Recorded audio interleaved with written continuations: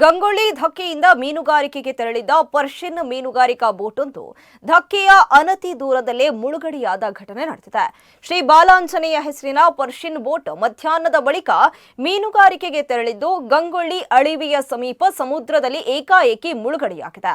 ಇನ್ನು ಬೋಟ್ ಮುಳುಗುತ್ತಿರುವುದನ್ನು ಗಮನಿಸಿದ ಸಮೀಪದಲ್ಲಿದ್ದ ಇತರ ಮೀನುಗಾರಿಕಾ ಬೋಟ್ಗಳ ಮೀನುಗಾರರು ತಕ್ಷಣ ಕಾರ್ಯಾಚರಣೆಗೆ ಧಾವಿಸಿದ್ದಾರೆ. ಕರಾವಳಿ ಕಾವಲು ಪಡೆಯ ಸಿಬ್ಬಂದಿಯು ರಕ್ಷಣಾ ಕಾರ್ಯಾಚರಣೆಯಲ್ಲಿ ಪಾಲ್ಗೊಂಡಿದ್ದು ಬೋಟ್ನಲ್ಲಿದ್ದ 27 ಮಂದಿ ಮೀನುಗಾರರನ್ನ ಸುರಕ್ಷಿತವಾಗಿ ರಕ್ಷಿಸಲಾಗಿದೆ. ಅದೃಷ್ಟವಶಾತ್ ಯಾವುದೇ ಪ್ರಾಣಹಾನಿ ಸಂಭವಿಸಿಲ್ಲ.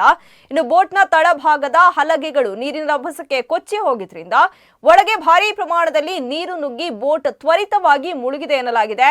ಘಟನೆಯಿಂದ ಪರ್ಷಿಯನ್ ಬೋಟ್ಗೆ ಲಕ್ಷಾಂತರ ರೂಪಾಯಿ ನಷ್ಟ ಸಂಭವಿಸಿದೆ ಎಂದು ತಿಳಿದು ಬಂದಿದೆ.